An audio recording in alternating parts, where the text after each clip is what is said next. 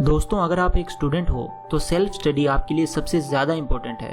और जब बात खुद से पढ़ाई करने की आती है तो हमें सबसे पहले एक ही चीज़ याद आती है और वो है आलस। कि यार छोड़ना, कौन पढ़ेगा 4-5 घंटे और वो भी अकेले। इससे अच्छा पबजी खेल लेता हूँ या फिर मोबाइल चला लेता हूँ। और हम पढ़ाई को इसी तरह पोस्टपोन करते रहते हैं आगे से आगे, यानी कि अवॉइड करते रहते हैं। इसीलिए मैंने बड़ी रिसर्च करके कुछ ऐसी इन्फॉर्मेशन आपके लिए ढूंढी है जिससे कि आपका ये सेल्फ स्टडी का जो इतना बड़ा डर है वो दूर भाग जाएगा और आपको पढ़ाई एकदम आसान लगने लगेगी। ये बातें आपने पहले सुनी ज़रूर होगी, लेकिन इन बातों को आपको किसी ने समझाया नहीं होगा। इस वीडियो में ना सिर्फ मैं आपको ये बताऊंगा कि आपको सेल्फ स्टडी करते वक्त किन बातों पर ध्यान देना है, बल्कि ये भी बताऊंगा कि आप अपना ध्यान एक जगह कैसे टिका कर रख सकते हैं जिससे कि आपको पढ़ाई करने में और अच्छे मार्क्स लाने में आसानी होगी। साथ ही आपको एक ऐसी टिप दूंगा जिससे कि आपको पढ़ा हुआ 10 टाइम्स ज़्यादा याद रहेगा। तो दोस्तों, मेरा नाम है मिस्टर प्रोटोन और आज मैं आपको बताऊंगा best self study tips to score highest. So let's begin. दोस्तों, कोई भी चीज़ शुरू करने से पहले हम उस चीज़ का जायज़ा लेते हैं और देखते हैं कि चीज़ें काम कैसे करती है। जैसे कि कार चलाना या बाइक चलाना सीखना। जब हम पहली बार बाइक चलाना सीखते हैं तो फर्स्ट टाइम में ही बाइक को रोड पे भगाने नहीं लगते। हम पहले उसके ब्रेक्स, क्लच, एक्सीलरेटर, इन सब चीज़ों को देखते हैं, इन्हें ऑब्जर्व करते हैं, फिर धीरे धीरे आगे बढ़ते हैं। अगर हम सीधे ही बाइक को हाईवे पे ले जाकर दौड़ाने लग जाएं तो एक्सीडेंट होना लाजमी है। इसी तरह जब आप पढ़ाई की बात करते हो तो उसका भी एक प्रोसेस होता है जिसे अच्छे से फॉलो किया जाए तो हमें पढ़ा हुआ सब याद भी हो जाता है और हम एग्ज़ाम्स के टाइम पर उसे अच्छे से रिकॉल भी कर पाते हैं। और अगर इस प्रोसेस को फॉलो ना करते हुए हम सीधे ही आगे बढ़ जाएं तो हमें पढ़ा हुआ ना तो समझ आएगा और ना ही हमारी मेहनत जो है वो वेस्ट हो जाएगी। तो आज मैं आपको बताने वाला हूँ कि हमें किस तरह से पढ़ाई करनी चाहिए। Remember my friends, always work smart not hard. Self study का एक प्रोसेस होता है जो कि अब मैं आपके साथ डिस्कस करने जा रहा हूँ। दोस्तों, नंबर 1, ओवरव्यू। सबसे पहले आप जो पढ़ने वाले हैं उस टॉपिक का ओवरव्यू लें। ओवरव्यू से मेरा मतलब ये है कि आप अपनी text books, online lectures, articles, जो कुछ भी हो उसको ऑब्जर्व करें और समझें कि आप क्या पढ़ने जा रहे हैं और आपको कहाँ कहाँ से क्या क्या और कैसे कैसे पढ़ना है। जैसे हमने ऊपर बाइक का एग्जाम्पल लिया था, ठीक उसी तरह आपको यहाँ अपनी ऑब्जर्वेशन करनी है और एक रफ आइडिया डेवलप करना है और आपको ये देखना है कि मुझे क्या पढ़ना है और कहाँ से पढ़ना है। Number 2, make a plan. दोस्तों, आपने ये प्रोवर्ब तो सुना ही होगा, Those who fail to plan plan to fail। इसका मतलब ये है कि जो इंसान प्लानिंग नहीं करता कोई चीज़ शुरू करने से पहले, वो फेल होने की तैयारी कर रहा होता है। और मुझे यकीन है कि आप में से कोई भी फेल नहीं होना चाहता, इसीलिए प्लानिंग इज़ रियली इम्पोर्टेंट। अब प्लान कैसे करना है? आपको सबसे पहले ओवरव्यू किया कि कैसे पढ़ना है, क्या करना है, कहाँ से पढ़ना है। तो अब ओवरव्यू को एक प्लान की शक्ल में ढाल दीजिए। आपके पास एग्ज़ाम के लिए कितने दिन बाकी है, आप रोज़ कितना टाइम पढ़ाई को दे सकते हो, उस हिसाब से अपने सब्जेक्ट्स को या अपने स्टडी मटेरियल को उस हिसाब से टाइम अलॉट कीजिए। ध्यान रहे कि आपको ये प्लान एक पेपर पर लिखना है और उससे पढ़ते वक्त अपनी नज़रों के सामने रखना है, जिससे कि आपको अपने रूटीन और पढ़ाई का ख्याल रहेगा और आप डिस्ट्रैक्ट नहीं होंगे। Number 3, start. अब आपको पढ़ना शुरू करना है एकदम स्लोली, बिल्कुल उसी तरह जिस तरह आप पहली बार बाइक या कार चलाते हैं। अभी तक आपने ओवरव्यू किया, प्लान किया, अब एक्शन की बारी। ये बात याद रखना दोस्तों कि plan without an execution is just like jumping out of aircraft without parachute. आप धीरे धीरे पढ़ना शुरू कीजिए विथ काम माइंड और आगे बढ़ते रहिए। जहाँ समझ ना आए तो रुकिए, गहरी सांस लीजिए और दोबारा ट्राई कीजिए। याद रखिए कि जिसने ये बुक या स्टडी मटेरियल लिखा होगा वो भी एक इंसान ही है और अगर वो ये समझकर लिख सकता है तो आप पढ़कर आराम से समझ सकते हैं, क्योंकि आप भी किसी से कम नहीं हैं। बस अपने अंदर एक आग जलाई रखिए और आगे बढ़ते रहिए। धीरे धीरे पढ़ा हुआ सब समझ में आने लगेगा। Number 4, make notes.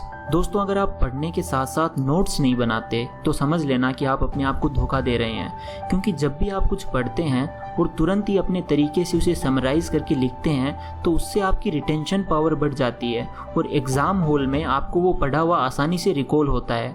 दोस्तों, नोट्स बनाने में ज़रा भी कंजूसी ना करें, बल्कि मैं तो कहता हूँ कि आप हर टॉपिक के नोट्स बनाएं और उन्हें रोज़ रेफ़र करें।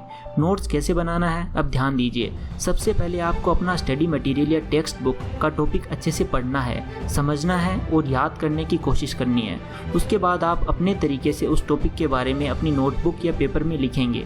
यकीन मानिए दोस्तों, आपको सिर्फ 2-4 दिन तकलीफ होगी, लेकिन आपको दिन ब दिन पढ़ा हुआ याद रखने में आसानी होती जाएगी और मुझे भरोसा है कि आप मुझे यहाँ आकर के कमेंट बॉक्स में थैंक्स ज़रूर बोलेंगे। Number 5, don't multitask. स्मार्टफोन्स और कंप्यूटर्स भी मल्टीटास्किंग नहीं करते, हम तो फिर भी इंसान हैं। मुझे ये भरोसा है कि आप सबको मालूम होगा कि पढ़ते वक्त किसी भी तरह का कोई और काम साथ में नहीं करना चाहिए, जिससे कि आपका फोकस पढ़ाई से शिफ्ट होकर उस दूसरे काम पर चला जाए। आपने जो पढ़ा होगा वो आपको अच्छे से याद नहीं रहेगा। इसीलिए पढ़ाई करते वक्त ना तो फ़ोन यूज़ करें, ना घर वालों से या दोस्तों से बात करें और ना ही किसी चीज़ के बारे में सोचें। जितना हो सके आप शांत माहौल में पढ़ाई करें और फोकस करें सिर्फ पढ़ाई पर, क्योंकि जब आपको 2 काम एक साथ करने होते हैं तो एक भी काम सही से नहीं हो पाता। Number 6, 3 hours slot. हमेशा याद रखें कि जब भी आप पढ़ने बैठें तो 3-3 घंटे के स्लॉट में पढ़ें। मतलब कि आपको ज़्यादा से ज़्यादा एक बार में 3 घंटे के लिए ही पढ़ना चाहिए। उसमें भी एक 15 मिनट का ब्रेक लेना चाहिए। जैसे कि आप सुबह 9 बजे से पढ़ना शुरू करते हैं तो 10:30 के करीब आपको एक ब्रेक लेना चाहिए और रिफ्रेश होना चाहिए। इस ब्रेक के दौरान स्ट्रेचिंग करना सबसे ज़्यादा फ़ायदेमंद होता है। इस ब्रेक में स्मार्टफोन यूज़ ना करें, घर वालों से बात करें और फिर वापस 10:45 होते ही वापस पढ़ने बैठ जाएं 12 बजे तक। ये सबसे इफेक्टिव टाइम स्लॉट होता है पढ़ने के लिए और साइंटिफिकली प्रूवन भी है। मैं भी इसी टाइम स्लॉट को फॉलो करता हूँ और इससे मेरा फोकस बना रहता है हमेशा। Number 7, stay hydrated. मैंने कई बच्चों को देखा है जो पढ़ाई करते वक्त पानी की एक बूंद तक नहीं पीते और इसी वजह से वो बहुत जल्दी एग्जॉस्ट हो जाते हैं, थक जाते हैं और उनमें और पढ़ाई करने की हिम्मत नहीं रहती। हमेशा पढ़ते वक्त अपने पास छोटी सी पानी की बोतल रखें और हर 15 मिनट पर 2 सिप लें। इससे आपको कुछ सेकंड का ब्रेक मिलेगा और बॉडी हाइड्रेटेड रहेगी और आप जल्दी एग्जॉस्ट नहीं होंगे और थकावट नहीं लगेगी। Number 8, mixture of theory and practical. एक दिन में दोनों टाइप के सब्जेक्ट्स पढ़ने चाहिए, थ्योरी सब्जेक्ट्स भी और प्रैक्टिकल सब्जेक्ट्स भी। अगर आप कंटिन्यूअसली सिर्फ प्रैक्टिकल सब्जेक्ट्स लाइक मैथ्स या स्टैट्स पढ़ेंगे तो आपको फ्रस्ट्रेशन होने लगेगा। इसीलिए आपको एक दिन में दोनों सब्जेक्ट्स पढ़ने चाहिए।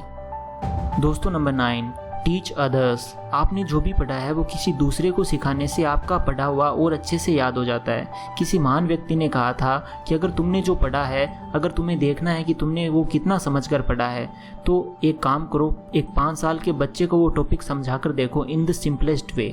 अगर आप ये कर पाएँ तो आपको वो टॉपिक याद हो गया है और आपको वो टॉपिक समझ आ गया है। और अगर आप ये नहीं समझा पा रहे हैं तो शायद आपने कॉन्सेप्ट को बराबर नहीं समझा है। अब बात करते हैं उस आखिरी टिप की जो मैंने आपको शुरू में बताई थी कि आपका पढ़ा हुआ 10 टाइम्स आपको ज़्यादा याद रहेगा।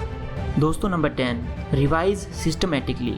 सिर्फ पायलट रीडिंग करना इज़ नॉट ए रिवीजन। इसीलिए बच्चों को पढ़ा हुआ याद नहीं रहता और वो रिवीजन करने के बाद भी अच्छे मार्क्स नहीं ला पाते। इसी वजह से सिस्टमेटिक मैनर में रिवीजन करना बेहद ज़रूरी है। सिस्टमेटिक रिवीजन मतलब रेगुलर इंटरवल ऑफ टाइम पर रेलेवेंट मटेरियल से कम टाइम पीरियड में सब कुछ रिकॉल करना। जैसे कि अगर आपने एक टॉपिक आज सुबह पढ़ा और उसमें से नोट्स बनाए तो आप शाम को एक बार उन नोट्स को रेफ़र करें और रिकॉल करें उस टॉपिक के कॉन्सेप्ट को। उसके बाद सीधे परसों शाम को वापस नोट्स को रिवाइज करें, फिर परसों से 3 दिन बाद, फिर उसके बाद हफ्ते में एक बार, फिर उसके अगले 3 हफ्ते में एक बार। इस तरह आपके 5 रिविजन्स हो जाएंगे और आपको वो टॉपिक मरते दम तक याद रहेगा। ये मेरी गारंटी है। ये टिप अगर आपने फॉलो कर ली तो आपको ज़िंदगी में कभी भी कोई चीज़ पढ़ने में तकलीफ नहीं होगी। तो दोस्तों, ये था complete process of self study और किस तरह आपको इन 10 स्टेप्स को फॉलो करके आगे बढ़ना है और अपनी एग्जाम्स में झंडे गाड़ने हैं। हमेशा याद रखना दोस्तों कि अगर गिव अप करने का मन करे तो याद करना वो मकसद जिसकी वजह से आपने पढ़ना स्टार्ट किया था। And remember, if you are going through hell, keep moving, you will soon see a light at the end of the tunnel. यानी कि आप आगे बढ़ते रहिए और एक दिन आपका मुकद्दर चमकेगा और आप अपनी पढ़ाई के बलबूते पर सिकंदर बन जाएंगे।